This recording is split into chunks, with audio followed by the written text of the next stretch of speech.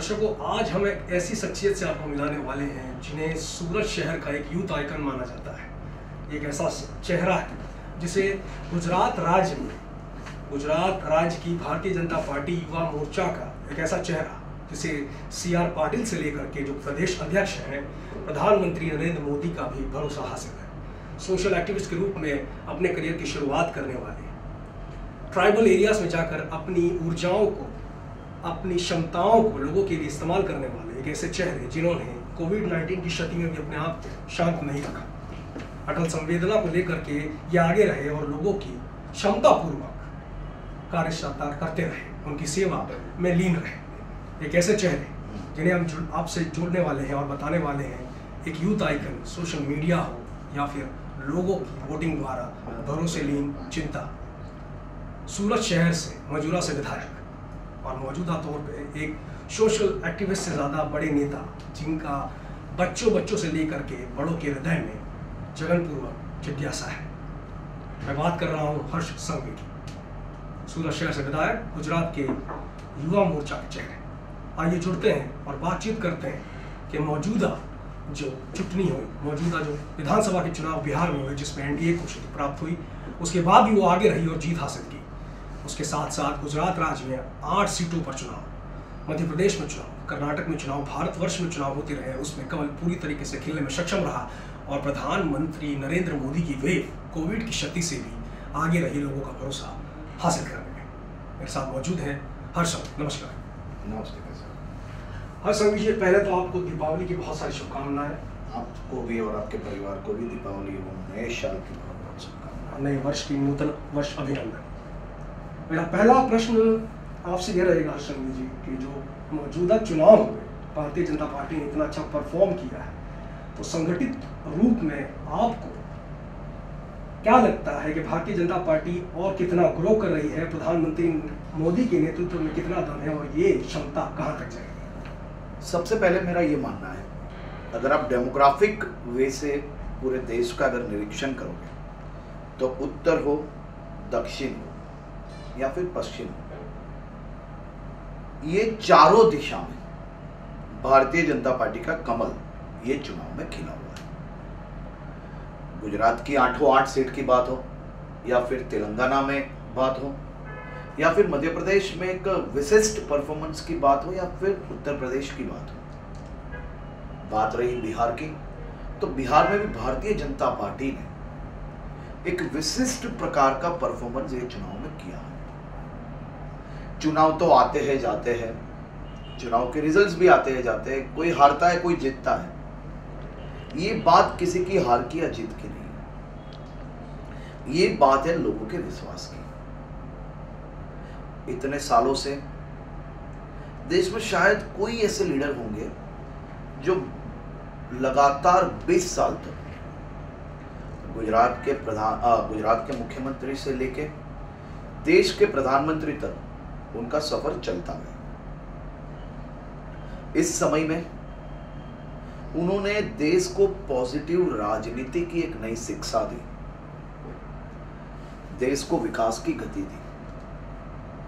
देश को आजाद हुए कई साल हो गए, फिर भी आदरणीय प्रधानमंत्री नरेंद्र मोदी जी ने जब देश का सुपान संभाला, तब तक ये देश के हजारों लाखों गांव ऐसे थे जहां महिलाओं को खुले में शौच जाना पड़ता था। लाखों परिवार देश में आजादी के इतने साल के बाद भी कोयले पे या तो लकड़ी को जला के उनके परिवार के लिए खाना पकाना पड़ता था। ये देश के कई ऐसे गांव आजादी के इतने साल के बाद भी बिजली से वंचित थे। प्रधानमंत्री जी ने पॉलिटिकल कामों को बाजू में रखे, लोगों को सुविधा देने के काम को सर्वोपरि समझा और कहीं ना कहीं ये देश में विकास की एक ऐसी क्रांति उन्होंने जगाई जिससे गरीबों के घर में रात को बिजली चलने लगी, महिलाओं को संपूर्ण एक पक्का टॉयलेट बांध के दिया, घर में गैस के बॉटल्स पहुंचाए गए। आप और मैं दोनों जानते हैं, हम लोग जब मतलब अभी तो मेरे जैसे उम्र के लोगों को भी पता है, जब मैं समझदार हुआ तब मैंने ये सुना था कि एक गैस का बॉटल चाहिए तो आपको सांसद की या फिर कोई बड़े पॉलिटिकल लीडर्स की उसके लिए भलामन लानी पड़ती थी। आज सोचिए देश में घर घर में जाके सरकार सामने से गैस की बोतल्स दे रही है। क्रांति की तरह ये क्रांति है। हमारी रोजिंदी जो जरूरियात है वो आजादी के इतने सालों तक भी कभी खत्म नहीं की गई, और ये चेंजेस के कारण कहीं ना कहीं गरीबों से लेके मध्यम वर्ग के व्यापारी हैं, महिलाओं से लेके युवाओं तक प्रधानमंत्री मोदी जी के लिए एक अलग ही प्रकार का विश्वास है, और उसी प्रकार से ये काम चलता जा रहा है। आप अगर कांग्रेस की सीट्स बिहार में देखोगे, पिछले चुनाव से भी ये चुनाव में कम आई। गुजरात की अगर मैं बात करूंगा तो डांग एवं अबड़ासा, ये दोनों सीट ने इतिहास के 60-65 साल तक आप देख लो, कभी इतनी बड़ी लीड किसी पार्टी को नहीं मिली होगी। इतनी भारतीय जनता पार्टी को लीड मिली है। जबकि अबड़ासा बॉर्डर की सीट है, डांग वनवासी क्षेत्र है। ये दोनों क्षेत्र को अगर आप गहराई से देखोगे तो वहां पे कहीं ना कहीं कम शिक्षा वाले लोग, किसान, आदिवासी भाई, बॉर्डर पे रण प्रदेश है हमारा पूरा, ऐसे लोगों ने एक अलग ही प्रकार की जीत भारतीय जनता पार्टी को दी है। संगठन के रूप में, संगठित रूप में भारतीय जनता पार्टी को भरोसा लोगों का मिला है, इसमें कोई दो राय नहीं है। हमने बात की राष्ट्रीय वार्ता की, अब हमारी राजकीय चर्चा पे। गुजरात राज्य के भारतीय जनता पार्टी के जो अध्यक्ष हैं वो चेहरा बदल गया है, वो CR पाटिल है। दक्षिण गुजरात को कहीं ना कहीं अब राजकीय चेहरा मिल चुका है। क्या अपेक्षाएं दक्षिण गुजरात के लोग, सूरत शहर के लोग रखें CR पाटिल जी से और हर्ष संघवी से, और अब हर्ष संघवी का रोल क्या रहेगा? मैं ये क्षेत्र का विधायक हूं, स्वाभाविकपन से मेरी जिम्मेदारी ये क्षेत्र के विकास की है। संगठन में मेरी छोटी मोटी जिम्मेदारियां चलती गई है, वो संगठन का काम मैं करता आया हूं। दक्षिण गुजरात को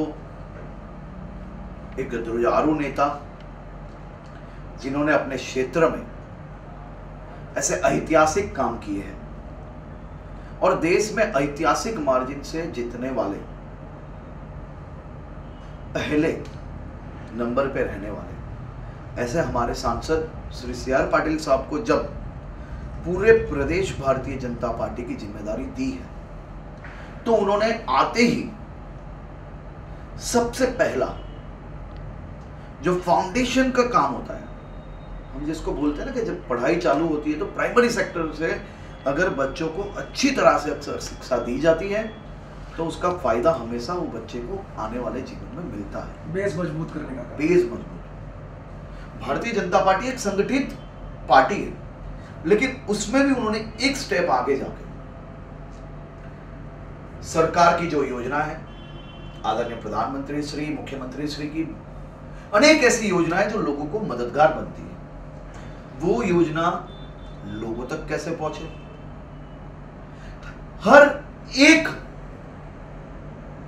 जरूरियातमंद तक सरकार की एक एक सुविधा पहुंच सके, उसके लिए कैसे ये काम हो सकता है कि घर घर जाके आज ऐसी अनेक योजना है जो अनेक लोग को लाभ मिल सकता है, लेकिन कम नॉलेज होने की वजह से लोग वो योजना का लाभ नहीं ले सकते। उसके लिए उन्होंने भारतीय जनता पार्टी की सेना को सशक्त कर, सशक्त कैसे होगा? एक बूथ होता है, एक बूथ के अंदर एक पेज होता है। आज तक हम लोग पेज प्रमुख बनाते थे, अब पेज के अंदर भी पेज की कमिटीज बन रही है, जिनके नंबर्स इकट्ठे होते हैं, जिनको सरकार की हर एक माहिती भेजी जाती है। आज कहीं ना कहीं हम लोग रात दिन हमारे हजारों लाखों कार्यकर्ता लोगों के बीच में काम कर रहे हैं, तभी हमें इतनी बड़ी जीत मिल रही है। और आपने जब बोला कि दक्षिण गुजरात को एक बड़े नेता मिले हैं, मेरा मानना है गुजरात को एक बड़े नेता मिले हैं। गुजरात के एक ऐसे कार्यकर्ता जो नेता तो पहले से ही मजबूत है, लेकिन फिर भी कार्यकर्ता के तौर पे काम करने वाले हमारे प्रदेश अध्यक्ष श्री सी आर पाटिल साहब के नेतृत्व में गुजरात ने ऐतिहासिक विजय प्राप्त किया है। ये विजय से हम लोग, हमारी जिम्मेदारी बड़ी है, हमारा काम बड़ा है, हम उससे और अच्छी तरह से ये 8 क्षेत्रों में हमारे सभी विधायक और मजबूताई से काम करेंगे। सीटें बड़ी हैं, ताकत बड़ी है। लॉकडाउन की बात की जाए, कोविड-19 की क्षति की बात की जाए, हर संघवी ने एक ऐसा आयाम शुरू किया जिसे अटल संवेदना कहा जाता है। कार्यपूर्वक आपने इसमें अपनी योजनाएं दी, अपना कार्यभार संभाला, लोगों की सेवा संदेश देना चाहते हैं। मेरा ये मानना है कि ये देश ने एक विशिष्ट प्रकार के दर्शन पूरी दुनिया को करवाए हैं। दुनिया के जितने विकसित देश है, वो विकसित देश में जब कोरोना बढ़ता गया तो वो देश में आपने ये पूरे देश ने और पूरी दुनिया ने देखा है कि कोविड-19 के पेशेंट्स को लाइन में रखा जाता था, किसको ऑक्सीजन दिया जाए, किसको वेंटिलेटर दिया जाए। अगर वो ज्यादा उम्र के हो तो उनको वेंटिलेटर नहीं देने हैं, कम उम्र के लोगों को वेंटिलेटर्स देने हैं, जिससे हजारों लोगों ने अपनी जान गंवाई। भारत देश के प्रधानमंत्री श्री नरेंद्र मोदी जी ने देश को एक रखने का काम किया। ऐसे संकट में दुनिया भर के लोग ये कहते थे कि ये देश भूखमरों में मर जाएगा, ये देश में दंगा मच जाएगा अगर इतने दिन देश बंद रहा। देश में विशिष्ट प्रकार की व्यवस्था की गई। ये व्यवस्था के साथ साथ समाज में भेदभाव से बाहर निकल के सभी समाज, सभी वर्ग एक है, एक दूसरे की जरूरत में मददगार बने, ये संदेशा उनका बहुत ही उपयोगी रहा। और यही संदेशा से कहीं ना कहीं हमारे जैसे हजारों कार्यकर्ता ने देश भर में विभिन्न प्रकार की सेवा कार्य किया। ये सेवा कार्य में एक कदम आगे बढ़ा के जब हॉस्पिटल्स में लोड बढ़ने रखा, तो हॉस्पिटल का लोड हमें भी लेना चाहिए, ये सोच के एक 182 बेड की हॉस्पिटल चालू करने का हमें अवसर प्राप्त हुआ। कम से कम 1400 से ज्यादा लोगों की सेवा करने का हमें उस हॉस्पिटल के माध्यम से हमें अवसर मिला। हॉस्पिटल में 100 लोग से ज्यादा लोगों ने काम किया। 8-8 घंटों की शिफ्ट में लोगों ने अपनी ड्यूटी समझ के नहीं, परंतु मानवता का एक उत्कृष्ट कार्य समझ के हमारी पूरी टीम ने रात दिन लोगों की सेवा करने का काम किया।